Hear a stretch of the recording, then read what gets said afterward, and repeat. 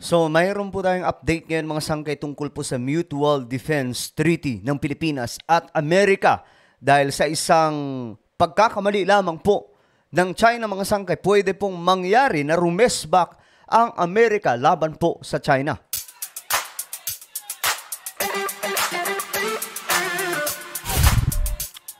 Hello, magandang oras po sa inyong lahat, sa lahat ng ating mga kababayan na taga-subaybay po natin dito sa YouTube at sa Facebook.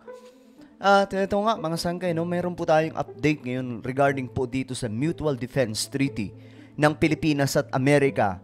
Marami po sa mga opisyal ng Pilipinas ngayon ay nananawagan na mga sangkay na paganahin na po itong alyansa ng Pilipinas at Amerika dahil nga po sa ginagawa po ngayon ng China.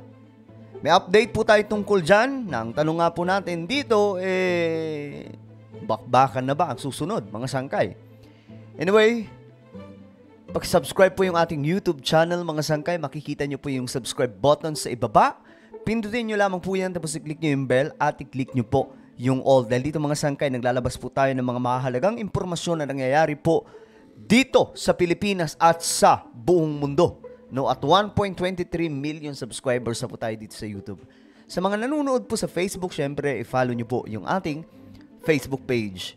Ngayon, ito po yung balita mga sangkay. Mas malalang sitwasyon sa West Philippine Sea. Pinangangambahan ng United States of America kasunod ng aggression ng China laban po sa Pilipinas. Pinangangambahan naman ng Estados Unidos ang posibleng mangyaring mas malalang sitwasyon sa West Philippine Sea kasunod ng ginawang pananakot at pambabastos ng China sa nangyaring banggaan ng Chinese ship at Philippine vessel na nasa isang rotation at resupply mission ng Ayungin Shoal noong araw ng Lunes, June 17. Kinundi na rin ni Pentagon Press Secretary Major General Pat Ryder ang provokasyon ng China kung saan isang Philippine Navy service member. Okay, kinundi na po ng Amerika. Pero dito mga sangkay, nananawagan na po yung marami sa mga opisyal po natin. Kasunod ng panibagong insidente sa Ayungin Shoal, humihingi na ng full briefing ang Senado mula sa Department of Foreign Affairs, kabilang na ang mga hakbang na ginagawa ng DFA para panagutin ang China. Ayon kay Senate President Chis Escudero, labis na nakakabahala ang tumitinding tensyon sa West Philippine Sea. Tingin ni Escudero, dapat higit pa sa diplomatic protest ang gawin ng Pilipinas. Ako, mga sangkay, kasi kung ako talaga ang tatanungin dyan, gamitan na po ng water cannon. Problema lang naman po natin dyan, mga sangkay. Wala rin po tayong mga kagamitan, no? Kasi ang China, meron po sila eh. Pero kung katulad lamang po tayo ng Japan, na meron po talaga tayong intact na mga kagamitan dyan sa West Philippine Sea, may palag po tayo eh. Gaya po ng Vietnam. Yung Vietnam, hindi naman ganun kalaking bansa, di ba? Napakaliit na bansa. Pero, mga sangkay, pumapalag po sila sa China. Kasi meron po silang kagamitang pandigma na nakakalat po doon sa mga teritoryo na inaangkin po nila sa South China Sea. Kung kaya't sila po ang may pinakamaraming nakuha dyan, mga sangkay sa South China Sea.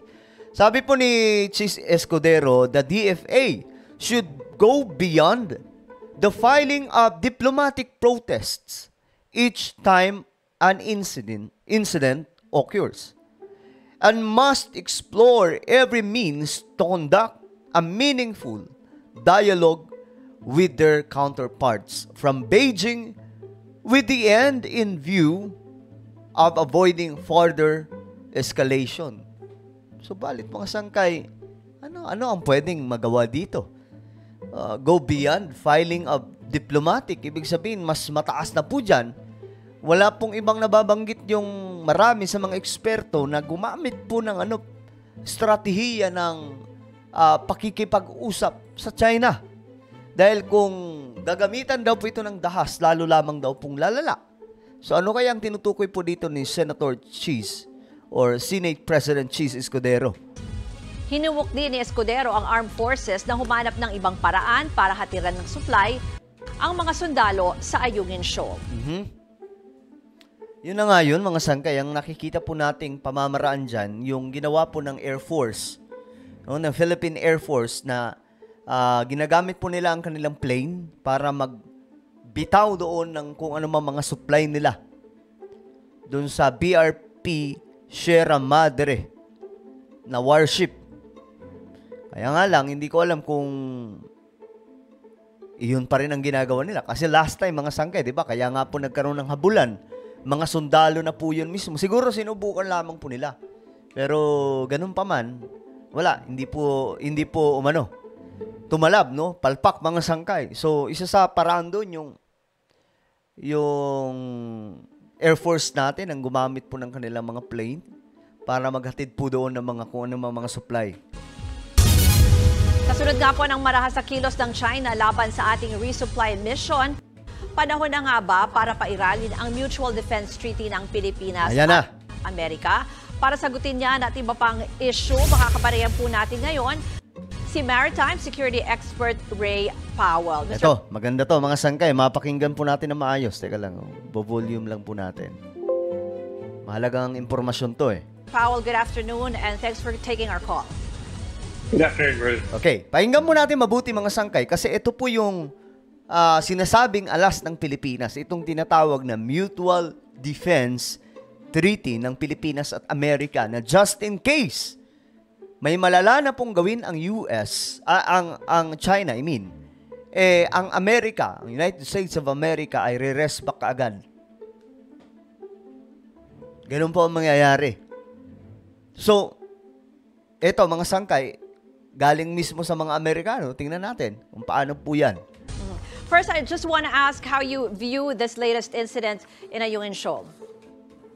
Well, Ruth, I think it's clearly an escalation, and I honestly believe that we are into the territory where we really should be talking about consultations under Article 3 of the Mutual Defense Treaty. Okay, maritime security expert po ito ng US. That's what the treaty is for, and Article 3 is for consultations, and I think that the conditions for Article 3 have clearly been met. So you're saying that there is a process before going into Article, you're talking about Article 3, which should be the consultation first before the Article 4, wherein both parties should talk about a common position, but this has to be based on the constitutional process of both countries. So for now, when you say consultation, what does it mean? Kasi sabi po dito mga sangkay, bago pa daw po magdeklara nitong Mutual Defense Treaty, bago daw po ito bitawan po talaga o paganahin mga sangkay, kailangan pa raw po ng consultation. So saan yun? Paano gagawin ito? What is the process? So Article 3 essentially, and I'm talking about a formal entry into those discussions, right? So Secretary Manalo has already been talking to Secretary Blinken. That's great. They should certainly do that. But I think it should be sent as a clear message that further consultations will be taken under Article 3, in which they talk about the violations to Philippines' territorial sovereignty and its security, and how does the Mutual Defense Treaty apply? Because I think it clearly applies. These are armed. All you have to do is look at these pictures. These are armed attacks against Philippine public vessels. This is what we've been talking about now for months. I was looking for my notes. Article 4 says each party recognizes that there is an armed attack. So meron pang konsultasyon na magaganap pala mga sangkay. At bago magdesisyon sa kung ano ang magiging galaw ng Pilipinas at Amerika dyan sa West Philippine Sea, pag-uusapan po mga sangkay kung ano ba ang pinakadireksyon netong magiging misyon ng Pilipinas at Amerika.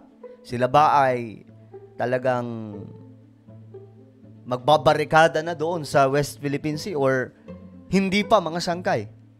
Kasi ang iba kasi iniisip na pag sinabing Mutual Defense Treaty, kapag inano na ito mga sangkay, inapprove na ng both party, America and Philippines, gera na mga sangkay. Subalit mahaba-haba pa pala yung proseso nito. In the Pacific, when you say, you're already saying it's an armed attack, but how do you really define it? Well, I mean, so there's the old saying in the United States by a former Supreme Court justice that he can't define pornography, but he knows it when he sees it. I think, we know an armed attack when we see it. So we see these Chinese Coast Guard members brandishing spears and axes and other, and clubs and things directly against Philippine public vessels. These are Philippine Navy vessels. I mean, this looks like arms and it looks like an attack. I put all those things together and say this qualifies. But that will further increase provocation. Do you think that will even lead to that, or some are saying that there could be a declaration of war, but it's not. We're not yet at that point. Okay. I don't think that either party. I don't think any party, China, Philippines, the United States, wants to go to war, and I don't think countries go to war unless they want to go to war. But I do think that China believes that it can continue to escalate without significant consequence based on what's happened so far. And I think that China needs to recognize that there can be consequences that would be very severe. So, mahalaga na maintindihan po natin mga sangkay ito na hindi pala ito pupunta kaagad sa digmaan. Kasi kahit po yung China, Amerika at Pilipinas daw, wala pong may gusto sa gera. So, hindi po doon ang direksyon kaagad mga sangkay. Maliban na lamang kung talagang kinakailangan na dumepensa. At kung aatake na po yung China. So, I think that's why there should be these consultations. But yeah, in the meantime, apart from the consultations, what should the Philippines be doing, and what should also the U.S. be doing? Yan, maganda. Ano na po, kung may consultation pa na magaganap, ano ba dapat ang gagawin ng Amerika at Pilipinas ngayon? Increase patrols? I think part of the reason for the consultations is so that they can explore together what other methods there may be to penetrate Beijing's blockade of the... Okay. So, ang mangyayari mga sangkay, magkakaroon na po ng unity or unified operation dyan sa West Philippine Sea ang Pilipinas at Amerika.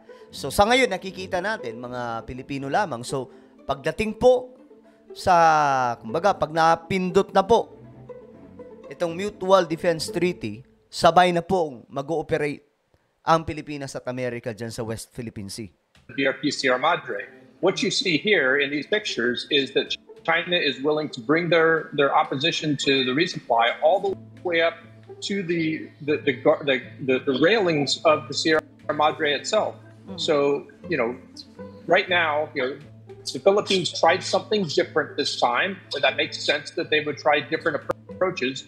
But I think it's clear by what we're seeing here that they need to have, other options in their arsenal.